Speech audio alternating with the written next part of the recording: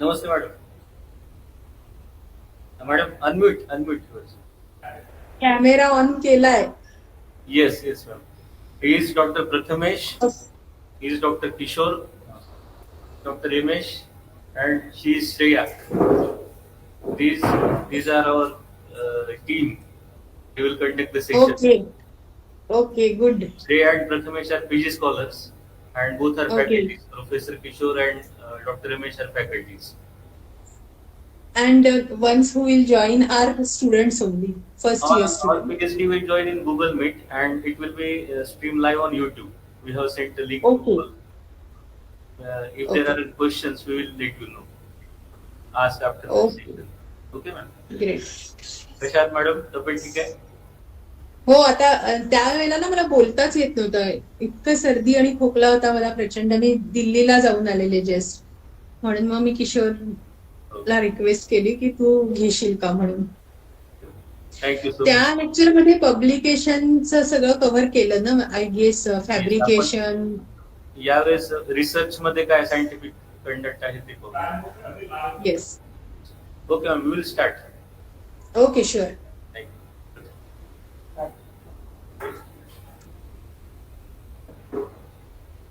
Namaste, madam. नमस्ते. Namaste and good morning, all. Today, that is 15th July 2023. First, I will introduce myself. That is Dr. Prathamesh Pandey, first year PG Scholar, Department of Panchakarma. So today we are going to conduct lecture number 3 of our Ayurveda-Anweshana webinar series. So first of all, I would like to thank CVMU Chairman Shri Bikubai Patel, our Director Dr. Babaria Sir, our Vice Principal Dr. Sarita Budura Madam, and our Organizing Committee of GJP-ISR.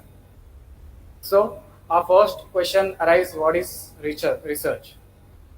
Research is a creation of new knowledge and or the use of the existing knowledge in a new or a creative way, so as to generate new concepts, methodologies, and understanding.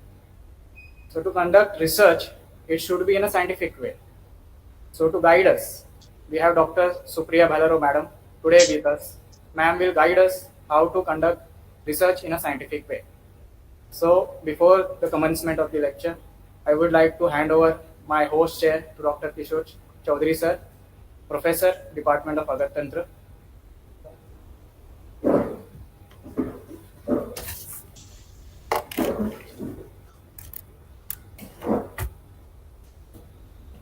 Thank you, Dr. Prathamesh.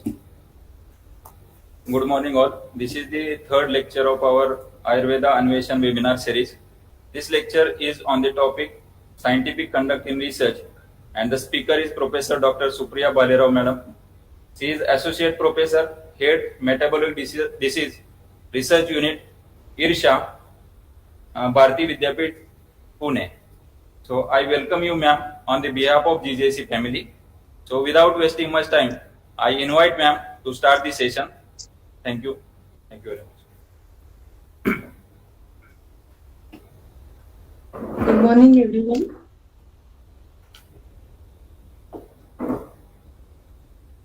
Ma'am, you can start. Yeah, I'm just sharing my screen. Yeah, okay, ma'am.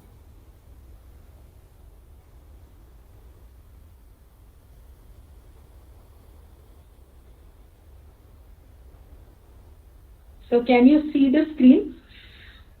Yes, ma'am, yes.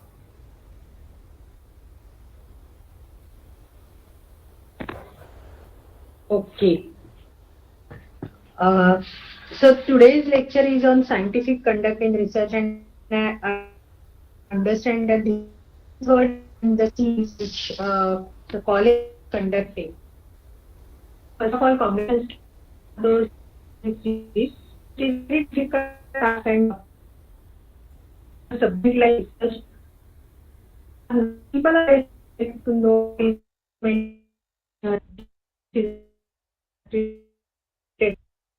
not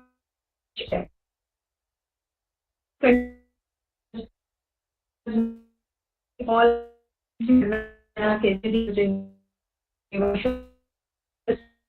to be correct. So these are two reaction topics. That's why I congratulate everyone who has this series of the lectures and especially on research and which are not conventionally in every research seminar. So that is also an interesting step which the college management has taken. Going that as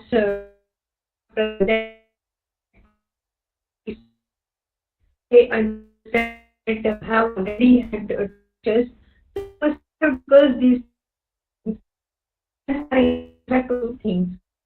So mostly the opinion I have seen so patients. I have that. Or we talk about research, talking about this is in a scientific way. So the is a in facts or principles. This is the definition. Like any inquiry in seeking facts or principles is called as research. Then we have to understand that it is a laborious and continued search after truth. So both these terms are very important. Laborious means involved. It is like patience. It is a work of patience. It will not happen like you have planned something today and tomorrow you will get results. It will never be so.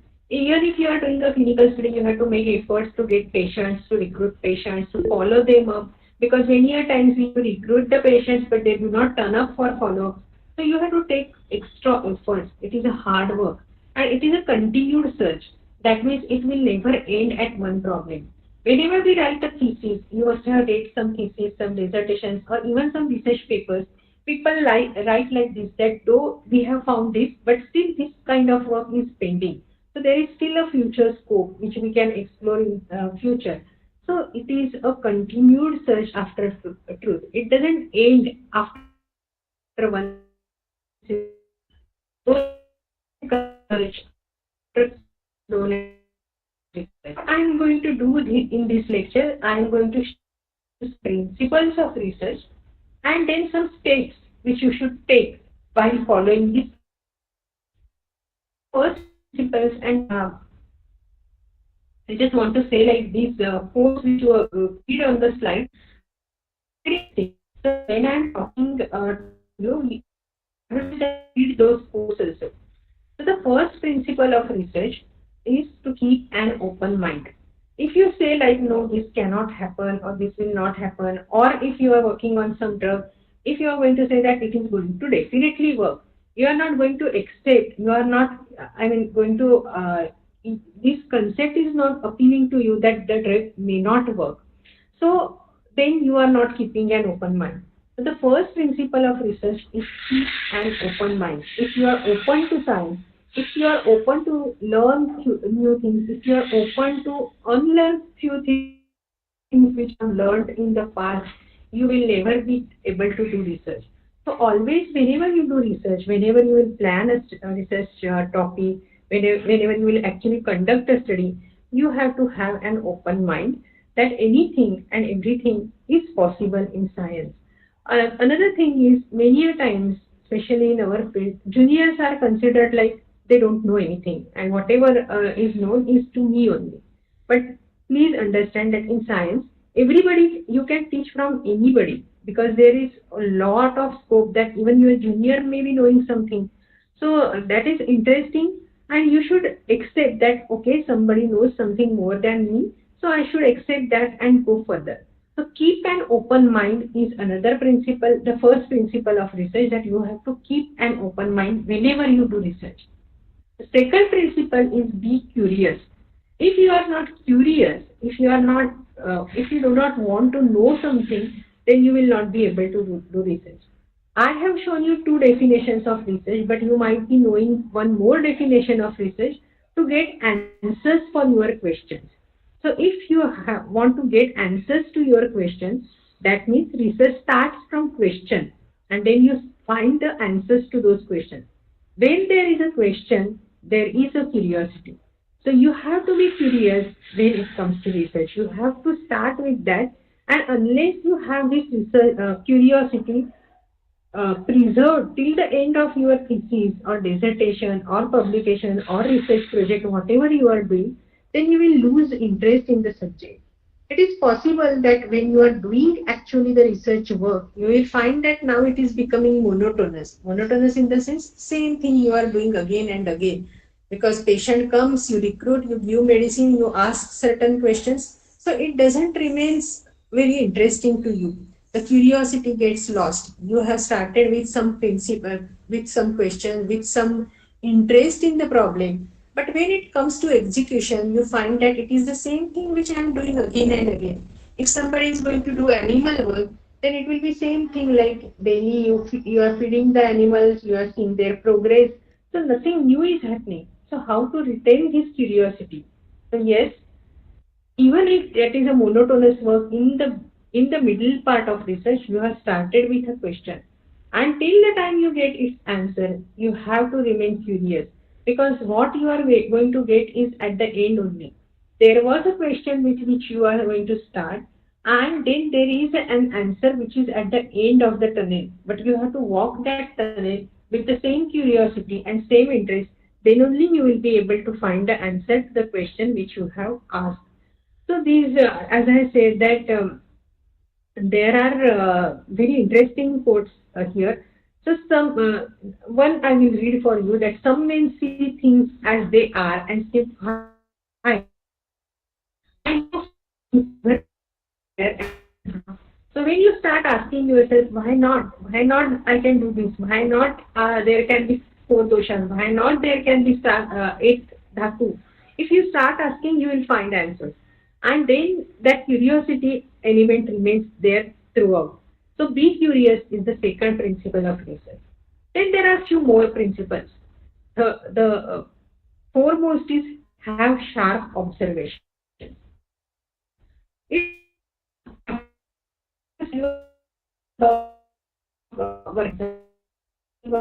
just give a simple arbitrary example that your research topic or your thesis topic is like Yogaraj Gugulu in arthritis. So you are working on Yogaraj Gugul and arthritis. So your whole focus is on that pain, inflammation, movement of the joint. But it is possible that Yogaraj Gugul has effect on the appetite of patient. It may have some effects on the weight of patient. If you are doing some investigation, it may be possible that Yogaraj Gugul is having some effect on hemoglobin levels of the patients. But unless you have sharp observation, you will not be able to know and come out data with some logical conclusion. So you have to have sharp observations. You should observe the patient thoroughly and come with some meaningful outcomes from that observations also. You should have clear reason and logic why you are doing this and why what you are going to achieve from this. Many a times, if I ask student why are you doing this particular research topic, they say that since my guide has given it. Is this a clear reason? Is this a logic that my guide has said? Some students even say to the extent that my senior has given me this topic. Can this be a reason? If we ask them why you are doing this investigation, I just don't know, but this is a routine in our hospital. This cannot be the answers. You have to have clear reason and logic for whatever you are doing in your daily work. Then patience, as I have already said, patience because research is a laborious process. It doesn't end at one night. It doesn't happen in one night. So you have to have patience. Clear thinking and communication is the next step. That way, whatever you think, there should not be confusion. If you yourself are confused, you will not be able to convince to others about your topic. You will not be able to do the things properly because you don't know actually that why you are doing. So clear thinking, clear reasoning, and communication also. Whatever you are doing, you should be able to communicate it properly to the opposite person. Many a times it so happens, and I am talking it on a platform like which is going to get, many people are going to see this video on YouTube also. But still, I am making this statement that many a times our students are afraid of speaking not only in front of people but even in English. So these are the phobia which we have to overcome because in research we have to communicate what we have done. We should be able to communicate also properly. So English is just a language and we should not take a phobia of it. Nobody is expecting us to be the masters or something like doctorate of English. We have to just convey what we want to say about a particular topic. So be confident and communicate the things properly. Now we are coming to the script. Before that, just give me a second. Second, the Daragala, खूप आवाज येतोय. So the first step of research is state the question what you want to ask very clearly, succinctly. That means very precisely you should ask a question. And you know that research question forming is a very first step in any research.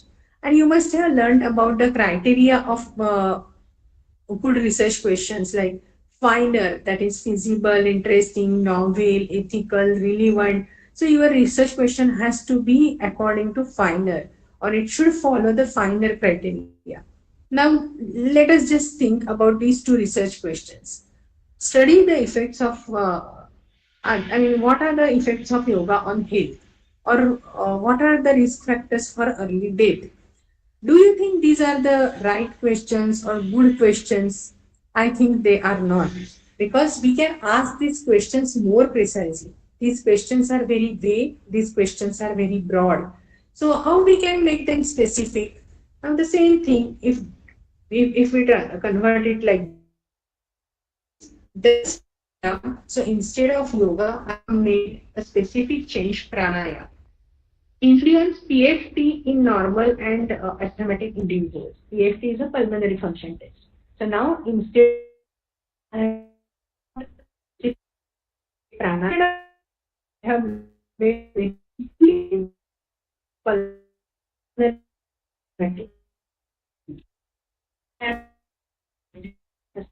it gives become more question. Now if I reflect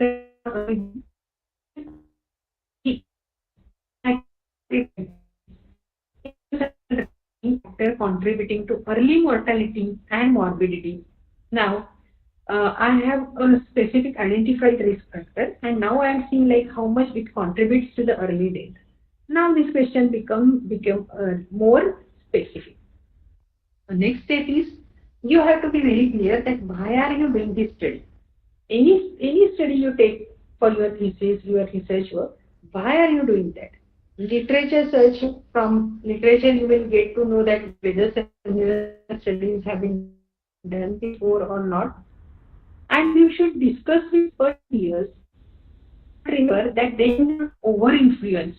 Because even if your seniors are telling you to select any specific topic, these seniors are not going to be there when you will be in the third year of your PG. That time you have to fight your own battle. So unless you are convinced, you should not take. So this discussion should limit only up to discussion, not beyond that. It should not influence you to the extent that इसने बोला इसलिए मैंने ये topic लिया. This kind of situation never works.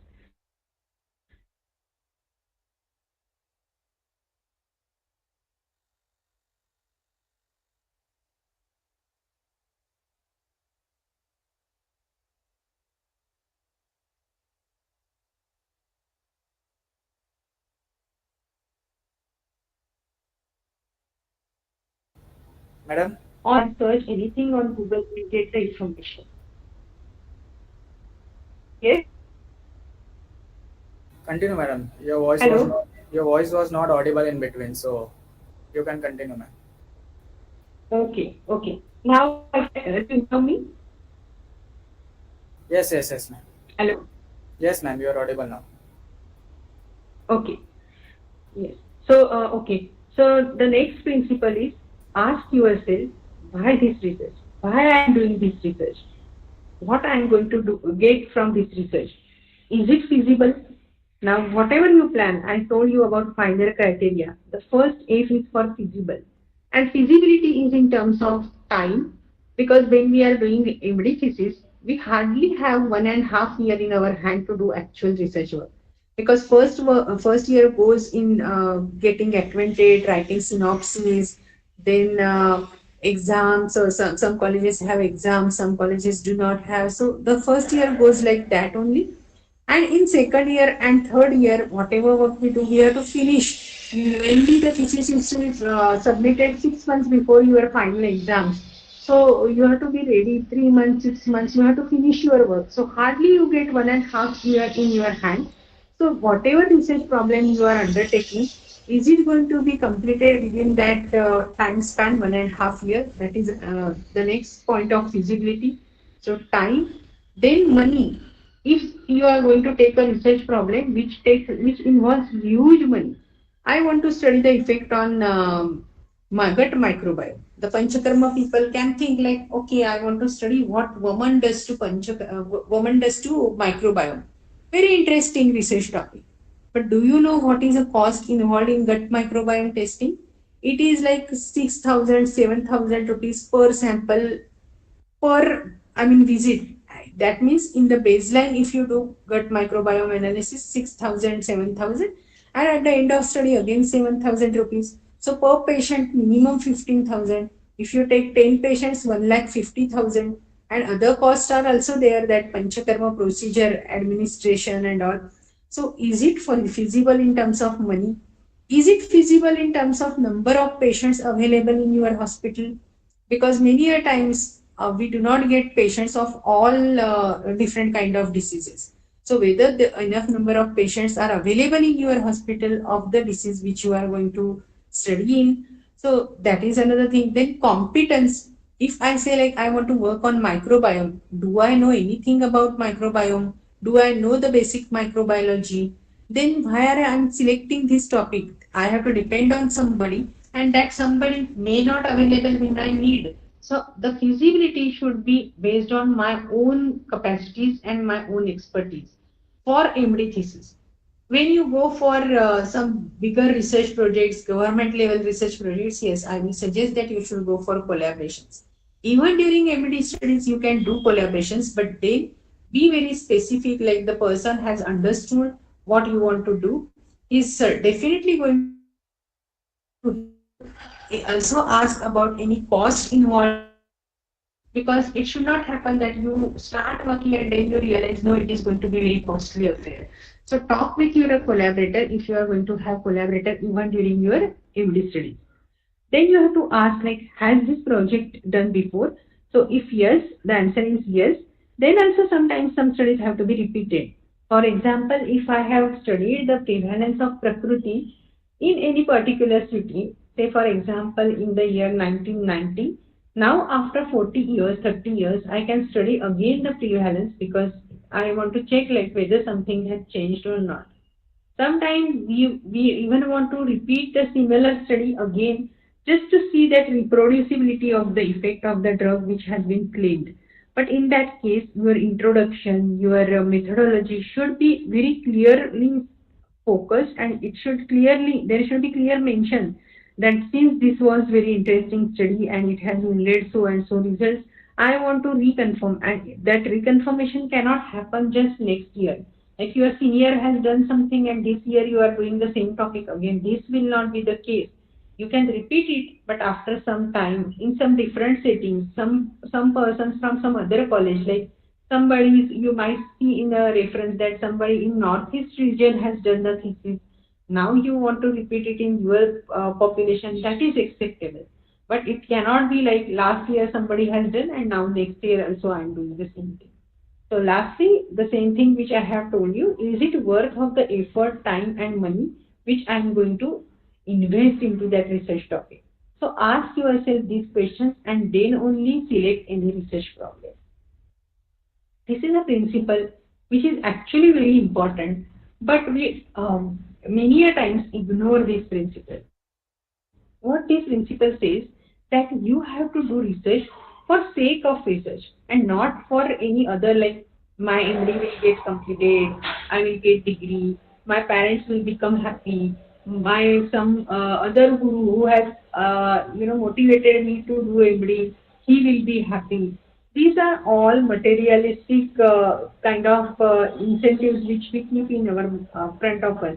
But actually, see, when you are doing the research, You should do it for sake of science. That means to improve Ayurveda. I want to build something in Ayurveda. I want to give my contribution to Ayurveda. This kind of generous and noble approach, if take it, then Ayurveda research will develop like anything.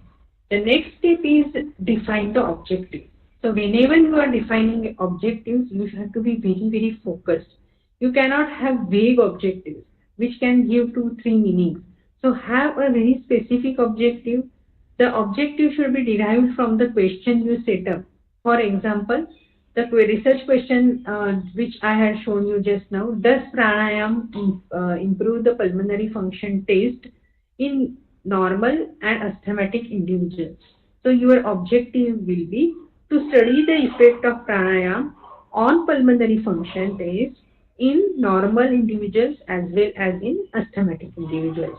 So this is how your question and objectives are linked. That's how you have to ask the question very precisely. Whenever you are defining the objectives, you have to be very clear and very simple.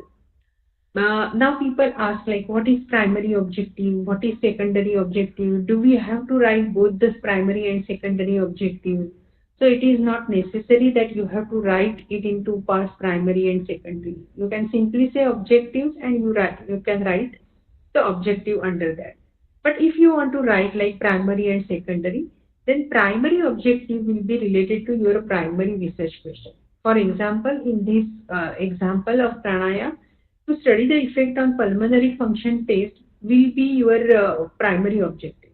Now, secondary objective can be like you want to study the effect of pranayama on heart rate, on blood pressure, or maybe you want to study like whether the concentration or memory has also been improved after pranayama. That all things can be your secondary objective. But the primary objective is related to your research question, your main research question, and whatever you do along with that can be your secondary objective. Let us take another example that if I want to study effect of some drug in diabetes, I'm deliberately using the word diabetes to make the thing simple. I'm not using the word prameha. But if you want to study the effect of some drug in diabetes, then your primary objective will be to study the effect of that drug on blood sugar or glycosylated hemoglobin. And your secondary objectives can be to study the effect on weight, to study the effect on quality of life, to study the effect on lipid profile. So there can be any number of secondary objectives. But primary objective has to be related with whatever you have planned in a research question, whatever you have asked in a research question. The next principle is whenever you are doing research, we have to adhere to ethical principles. The research has to be ethical in nature. Now again, I want to tell you two, three things on this point. There is a committee which looks into the of study, and that committee is called as ethics committee. And please remember ethical committee because whatever is we have in ethical nature.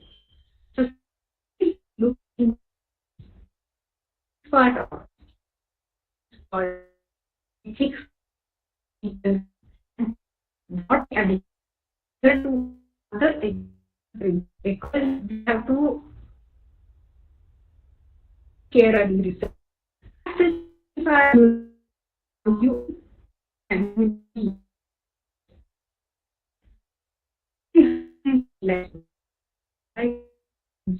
because there are some experiments which are done in the past which were not ethical. There were experiments done on the Nazi prisoners. There were the experiments done on the orphanage or the children staying in orphanage. So these experiments were done not considering the autonomy, that is the right of person to participate in the study, that is called as autonomy. So autonomy of the person was compromised in these studies. And that's why these guidelines, you can see here, there is a map of India. So these are the ICMR guidelines which are applicable to all of us in the country. Whoever is doing biomedical research has to follow these guidelines. And they are recently, still now 6 years are over. 2017, they were revised and we are using this version, then there are many other guidelines which are there for ethics. But at least we should follow the ICMR guidelines for ethics. And ethics talks that whenever we are doing any research project, the benefits to the patient should be more than the risk which the person may have while participating in your study. Now, the point is here that we often say, like in Ayurvedic research or in Ayurvedic treatment, there is no harm. Our drugs are not going to kill the patients. Our drugs are not that toxic. Our drugs are not that specifically acting that they will target some other receptor also and they will create some problems. Our drugs are comprehensive, holistic. So we are very happy that they will not. There will no issue. There will be no issue, and that's why we do not have to think about this benefit and risk. I will simply say that even if you want to do the study, as I have mentioned, that what is the Prakriti distribution of Prakriti in a population in citizens of Anand city. So in that case also, you are just going to administer Prakriti questionnaire to the people, and you might think that what is harm in just giving Prakriti questionnaire? There is no harm, there is no risk. But if you are going to ask certain questions to persons, and if the person feels offensive about that, then he will have some psychological harm. So, harm is not always physical harm. It can be a social harm, it can be a mental harm. So, there are different financial harm. So, there can be different aspects of harms or risks which are involved in research. So, we have to take care of everything. If you ask someone in a Prakriti questionnaire that do you become angry, do you become like, do you have less friends or more friends? And if that person suddenly gets angry on you, and who are you to ask me these questions? And I may have friends, I may not have friends. You will get to know his Prakriti for sure that he may be of Pitta Prakriti. But this is kind of harm which you are creating the patient, you are instigating the patient. Or if you ask like how is your memory, and the person goes in the past and starts thinking of something which she shouldn't have, then you are doing a psychological harm to the patient. So remember about this harm and or risk and benefit, that it is applicable whenever you are giving some drug and collecting blood. So even during blood collection there can be harm. You know that in blood, during blood collections, hematoma get formed some in some patient. In some patients you have to prick 2-3 times, that is also harm. So our thinking has to be broadened. We just think like nothing is going to happen. And about our procedures or our drugs specifically, you never know that woman may cause dehydration in some patients. You never know. Are you going to wait for that? So be prepared for such things and then see like how you are going to follow the ethical principles in all the situations. There are twin pillars of human protection whenever we are doing any research. First is independent review by the ethics committee, and second is informed consent. So please do not consider ethics committee as a hurdle or one more committee, one more checkpoint, but that committee is going to protect you as well as your patients also. Because if you have written in a project protocol that you will be doing certain procedures, you have mentioned it in your synopsis, then even if the patients then afterwards say like, no, I was not told, ethics committee will say that, see, this is written in informed consent, so you must have read, and now you cannot say that this was not written. So it is for your protection, it is for your health, it is not a hurdle. And same time, you have to take informed consent from every participant which is getting recruited in your study. I have seen some colleges where people think that informed consent is not applicable to MD students. Informed consent has to be taken only if we are doing some hi-fi research, some research projects. So it is not so. Even in MD studies, you have to document informed consent from each and every patient. So these are two pillars of human protection, and we have to give respect to both these pillars. The next principle of research is plan, plan, and plan again. That means some people think like, okay, I have written a protocol and that has to be in first go, the synopsis. In first go, it should be approved. It will never be so. You have to plan, again plan. some people will give you some different suggestions, some people will give you some different kind of suggestions, somebody will tell you about some procedural nuances, that okay, you are giving viration or you are giving this procedure, then please think about these things also. So you have to include those things also in your synopsis.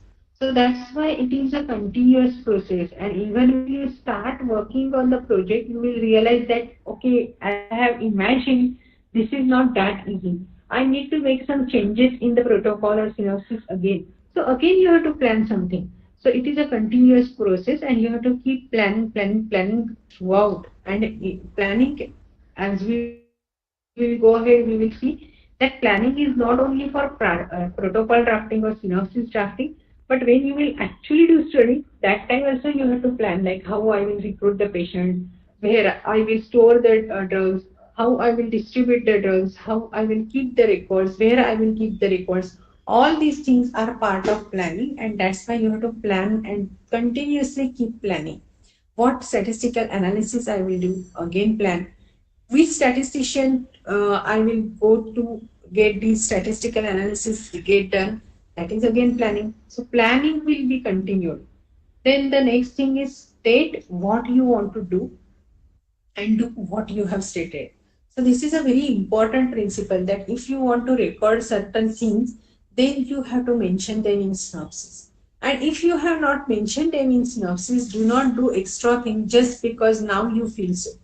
If you want to do some new things, you have to take permission from ethics committee. And if ethics committee allows you to do those things, then only you can do the things.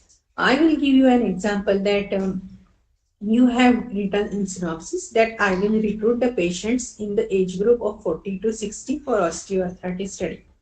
When you start study, you realize that okay, I am not getting many patients in this age group. Maybe I should have gone up to 65 or 70.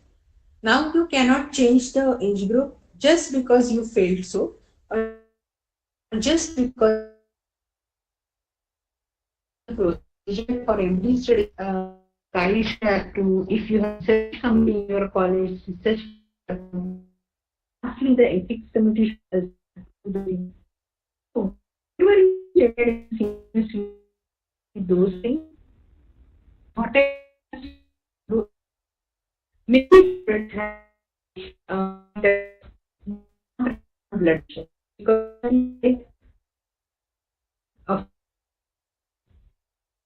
B is not an important parameter. So when the data comes at the last to a guide, blood pressure of every patient has written as 88. So this is not blood pressure as a parameter, then you have to document it. If you don't want, if you feel like it is not an important parameter,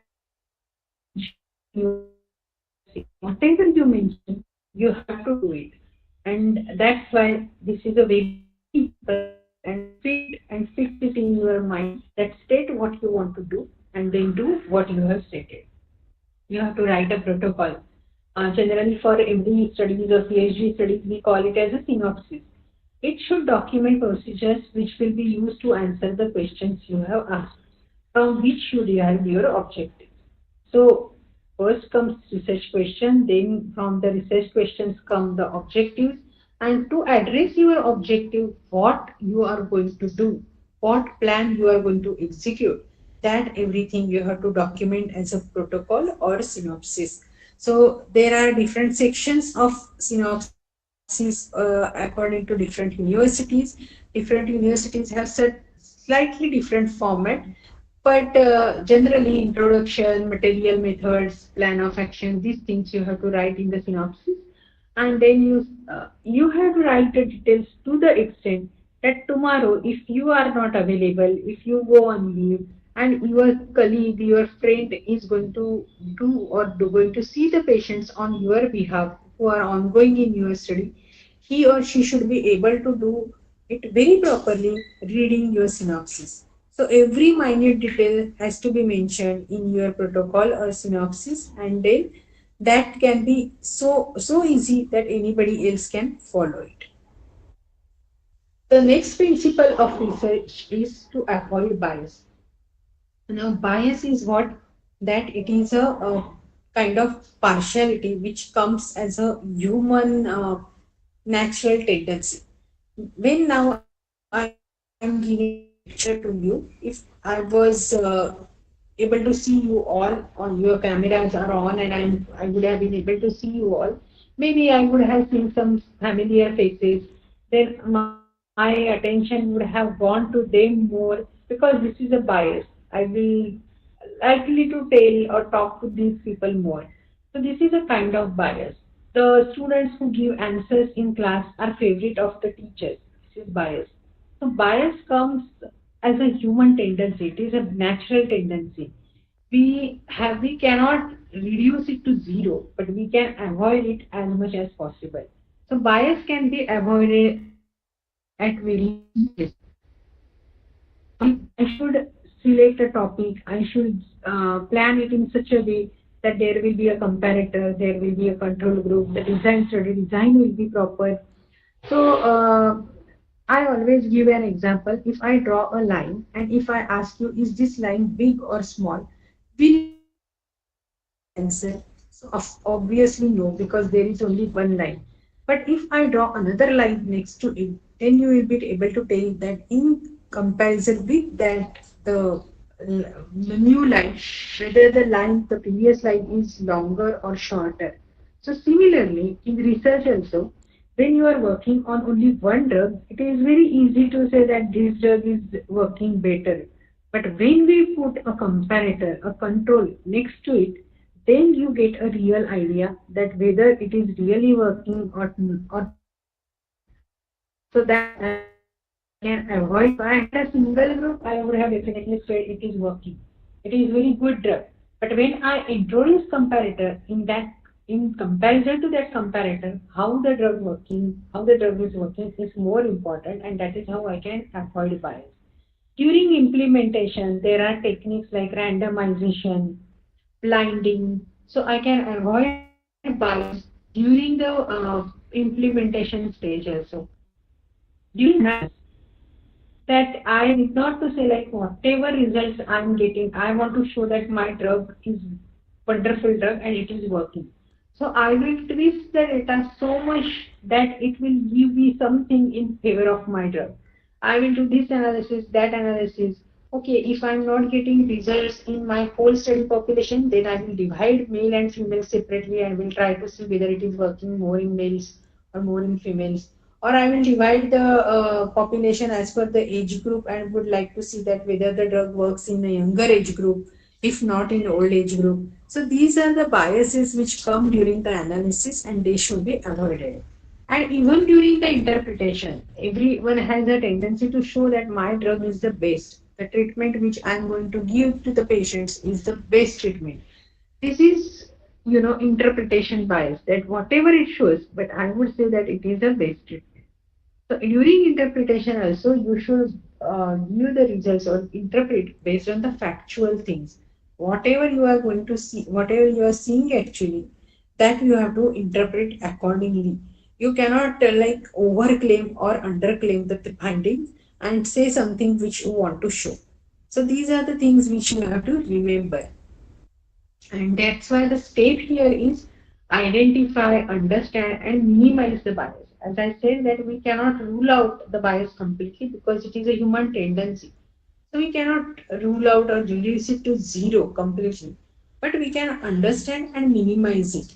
And for that, there are different designs. Study designs are in picture, like as I said, blinding, randomization. So double blind, placebo controlled, randomized clinical study, double blind, active drug controlled or standard care controlled, randomized clinical study. So these designs have come into picture to overcome the bias. That bias should not be there.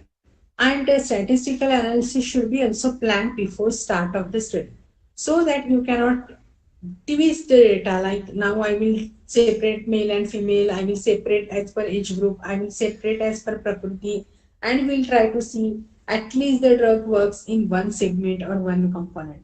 That should not happen. That's why you have to plan the statistical analysis before starting the study. The next thing is, and very important thing is, statistics is a tool, and do not make it or the statistician your master. What happens many a times that we feel that statistician will answer our all questions. We have generated the data. Now we will go to statistician and he will analyze the data for me, and then everything will be very smooth and fine. But it is not like that.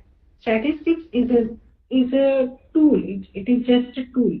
Ultimately, you have to make interpretations based on the data or based on the analysis which the statistician has done.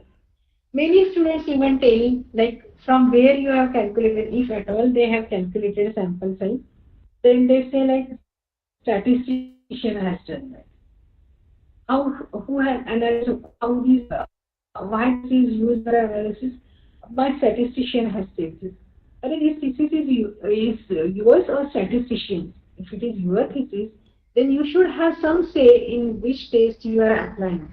So you should know the basic statistical test and many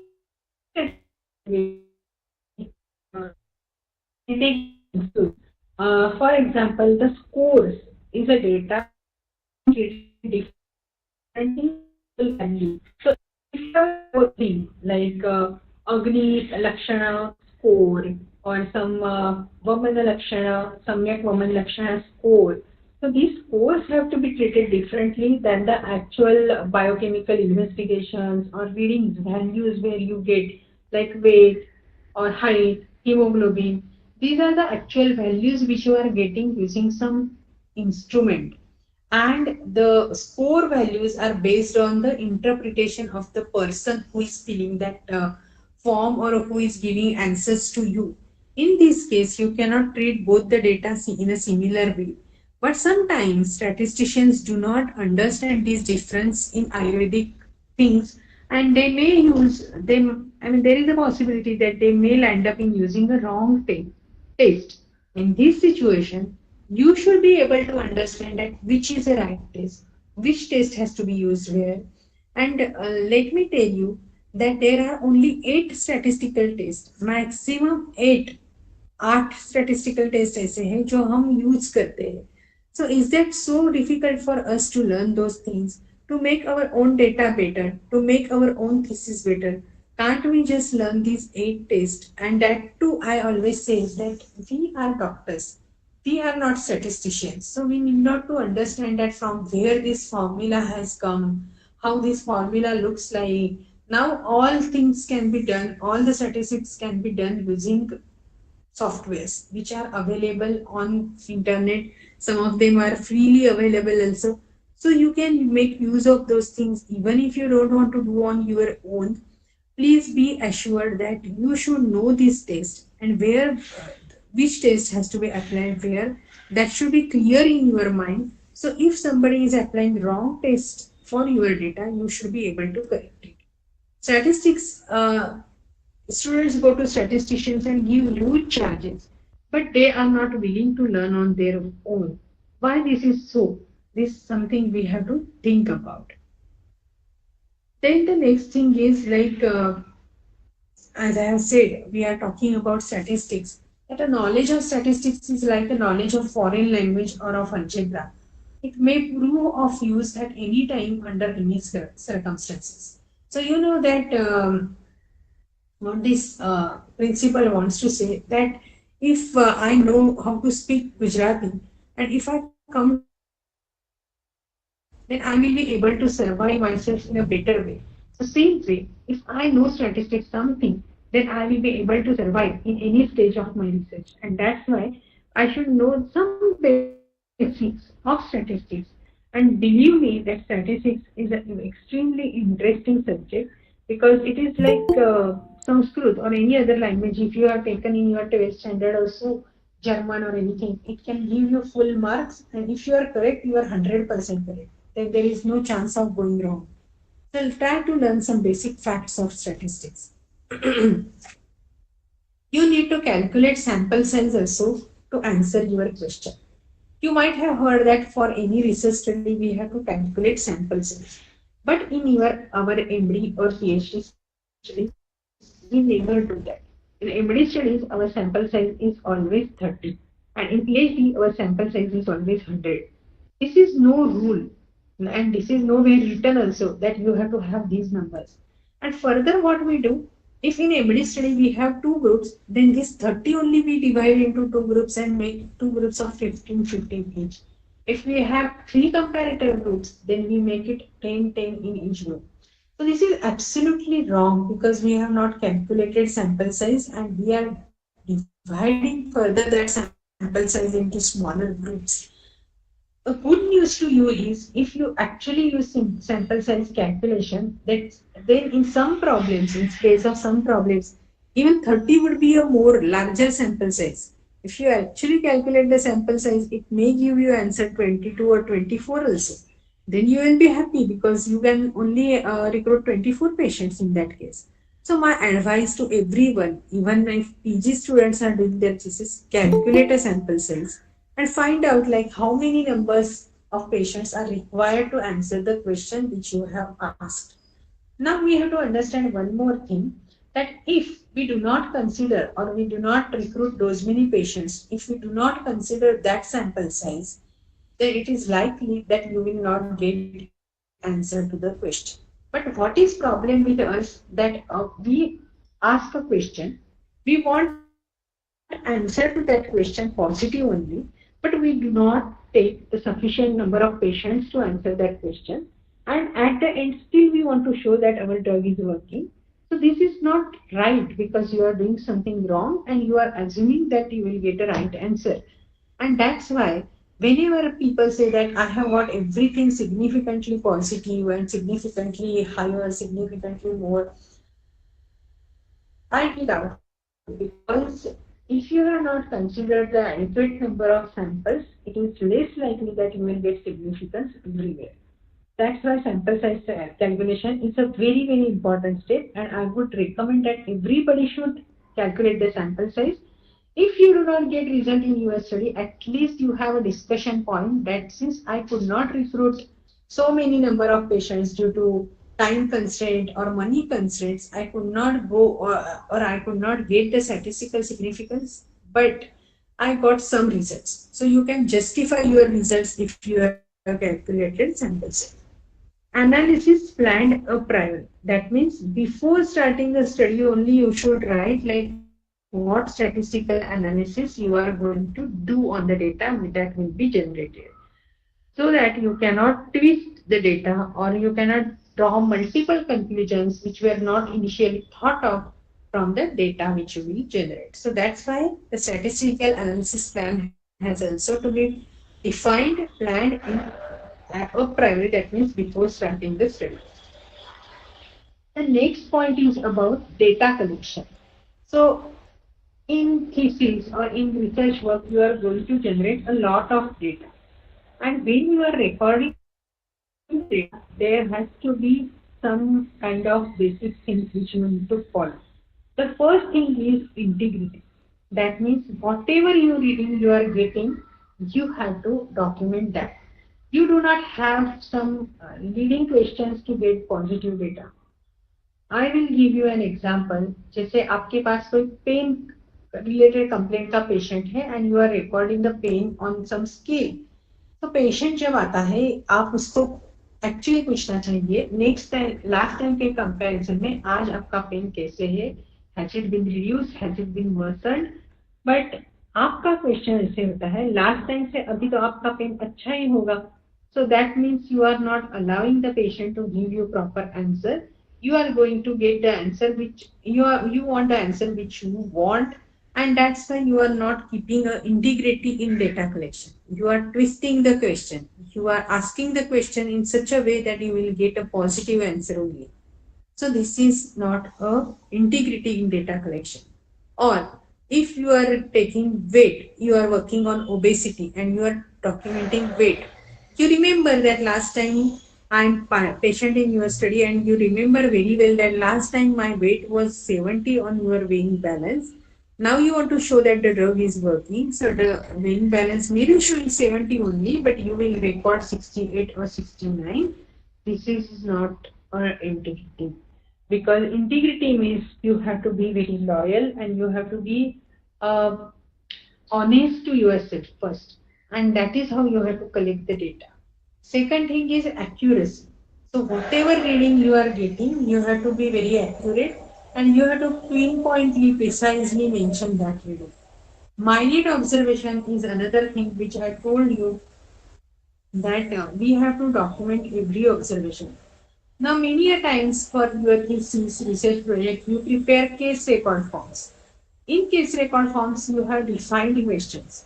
But apart from that, if you find something in the patient, some new thing, like you have given some drug for acne reduction, but you found that the patient's complexion is also increasing, and you started documenting the complexion of patient also.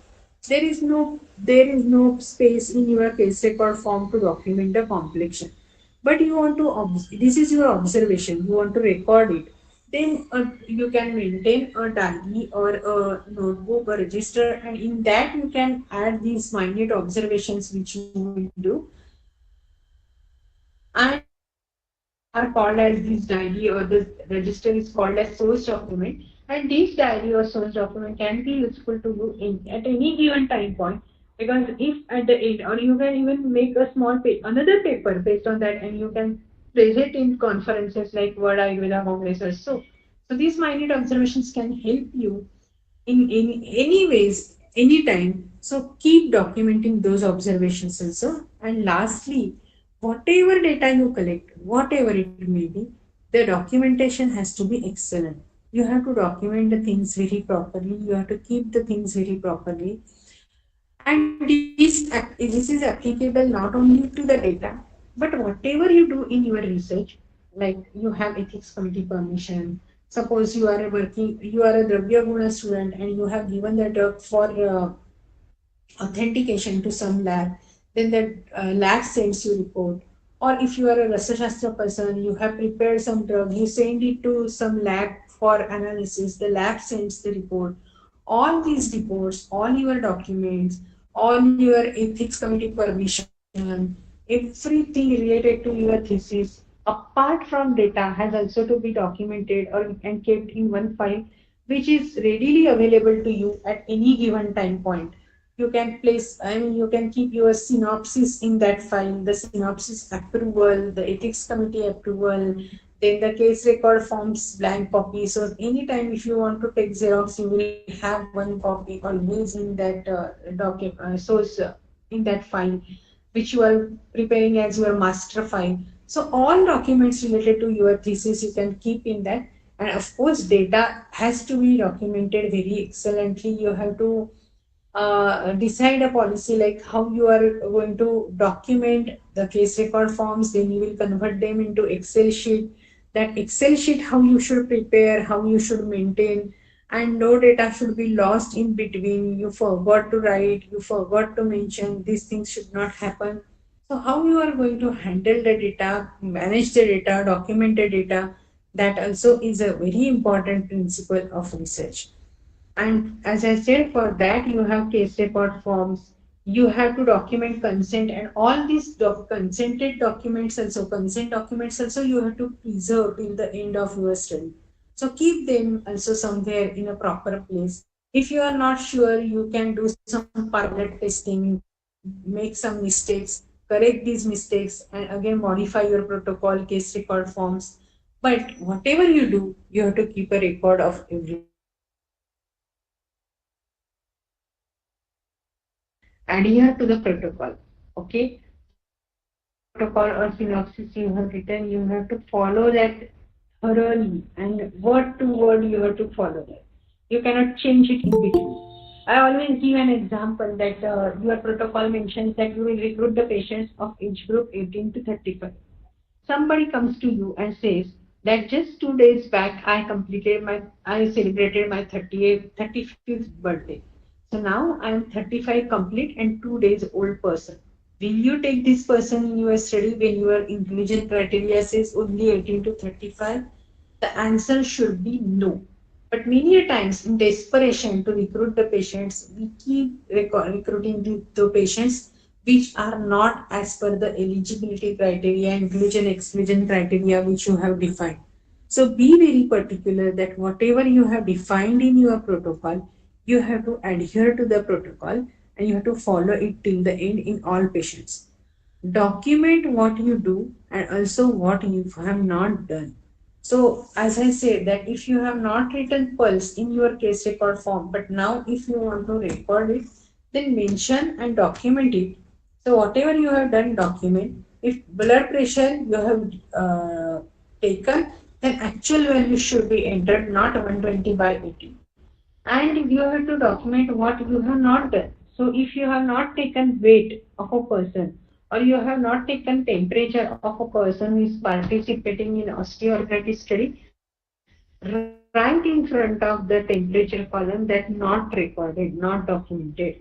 There is no harm in documenting like this rather than putting just values which are false. Next, this we have already discussed that state what you will do and do what you stated. So this is a very important concept of scientific conducting research that whatever you are going to do, you have to write down in your synopsis. And if you are doing something extra, then you have to write that also. And whatever you have written, at least do bare minimum those things. So this is also a very important step. Then the next step is analyze as per plan. Do not twist data to draw conclusions as you wanted. As I said that male, female, stage wise, samata, niramta. Let us see like whether there is some difference because I want to show my drug is wonderfully acting.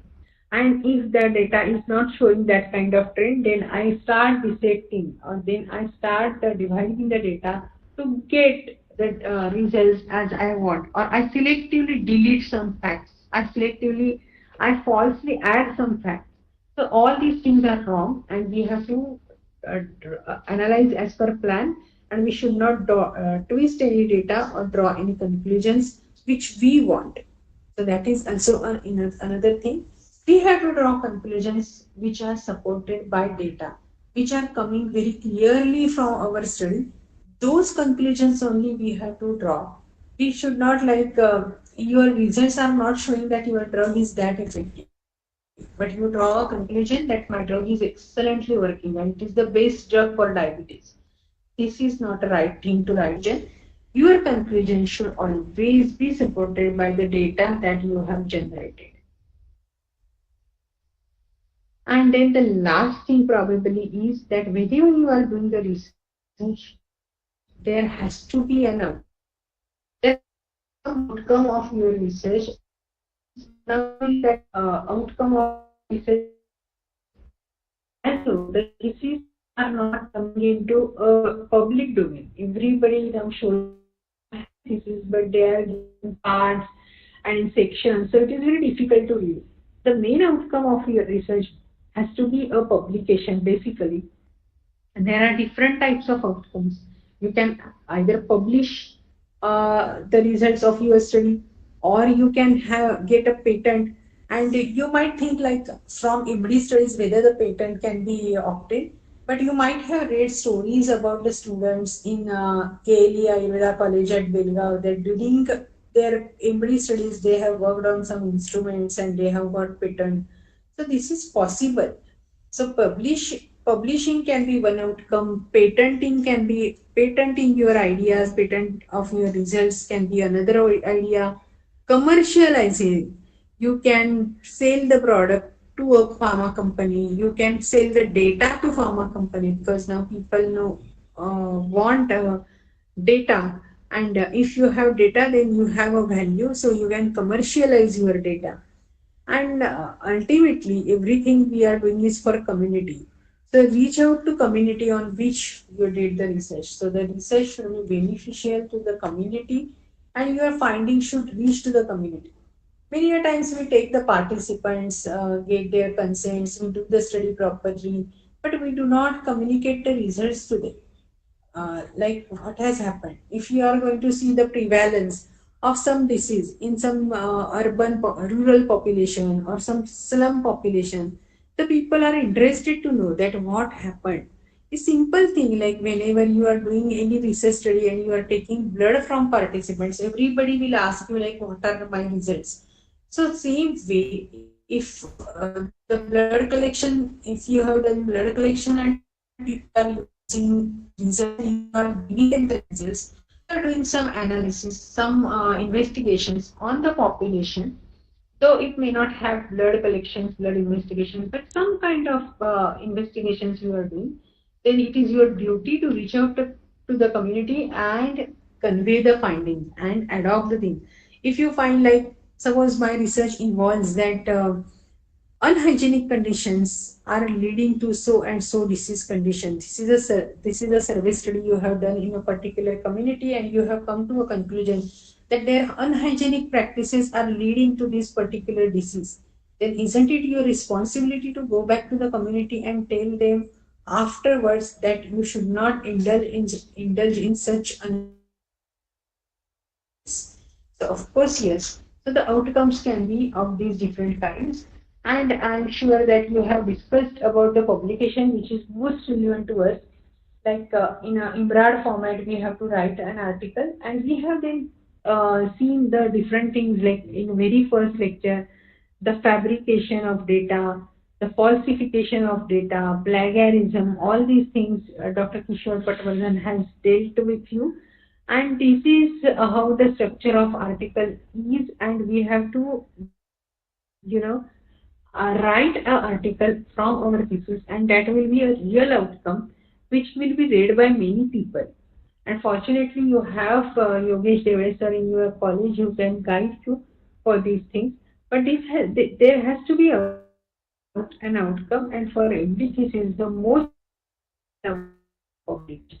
So I would suggest all of you to do the publication also. Now, I will stop here because these are the basic principles or steps when you do a scientific conduct, I will say, any research. If you want to do in a scientific way, these are the steps which you have to follow, and these are the principles which you have to remember at all steps. So, this is all from my side. If you have any questions, which we can discuss now. Thank you, madam. Madam, being a PG scholar, it will definitely help us. So, ma'am, there are two questions. So, the first question is how to design controlled studies or blind studies on Basti or any Panchakarma procedures. Okay. See, every time the blinding may not be possible. So in every research problem or in every research study, you cannot have blinding. You have to do it in an open way, but at least you can have randomization so that some kind of bias reduction you can implement in it. In case of drug research also, you have asked me about Basti, but in case of drug research also, binding is not possible. Blinding is not possible because blinding requires a lot of techniques. Your study and your plan or any of your comparator should look exactly similar to but not perfect. So this is not in question. This is not only with the conduction even with the drug research in every study. So in that case, you can do open studies, but at least have randomization. That you will have a randomized assignment of study participants to different.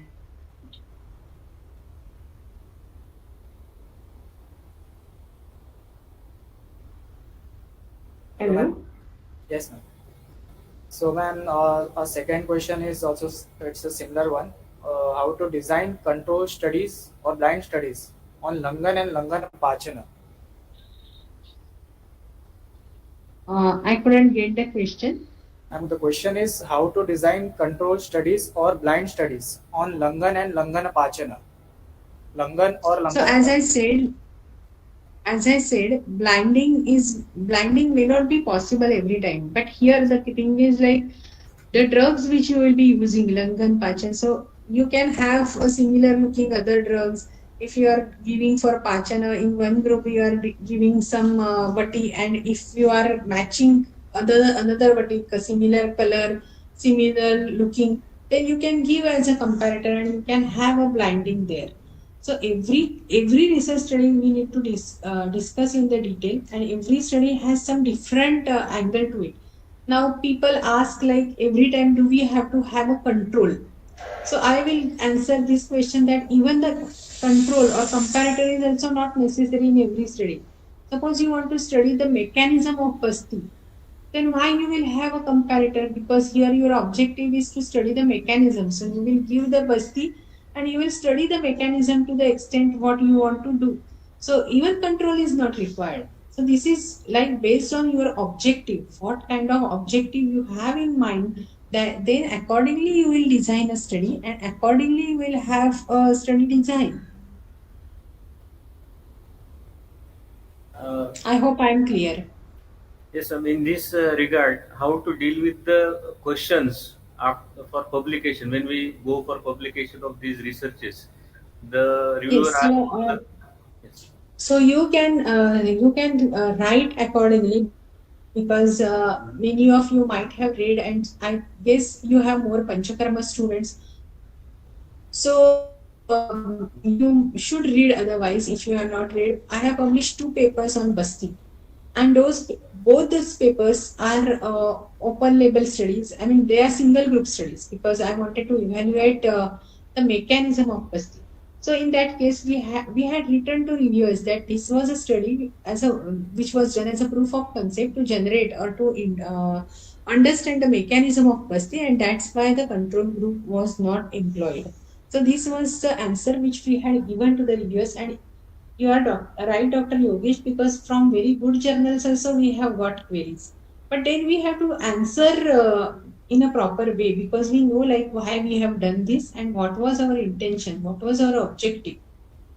So this study, another example, because we are talking about Panchakarma, I will just give you another example that Arsha is a Basti Anarha Vyadhi. In Arsha, we do not give Basti. But suppose somebody wants to study like in Vataja Arsha, if I give Sneha Basti by some way, whether that will be helpful, because it is a Vataja Arsha, and this is my hypothesis, because somewhere we have to think new also, something novel also. That can I give Basti in Vataja Arsha? This is my uh, research question. So in this case, this study will be called as a proof of concept study, because I have some concept and I want to just generate a proof for this. So again, here I will not have any comparator, because my idea, my objective is only different. I want to just study whether the Vataja Arsha in Sneha Basti will be helpful or useful in Vataja Arsha. So here I don't have to have a comparator. So basically, your study design depends on the research question which you are posing and the objective which you are defining based on that research question. Thank you, madam. So I would like to invite Director Sir, Dr. Babaria Sir, for his concluding remark. नमस्कार madam. नमस्कार madam. नमस्कार sir. नमस्कार sir. नमस्कार sir. नमस्कार। कैसी हैं madam आप? ठीक हैं? बस मजे में सर, मजे में। बहुत दिनों के बाद देख रहे हैं आपको। Yes yes yes ma'am.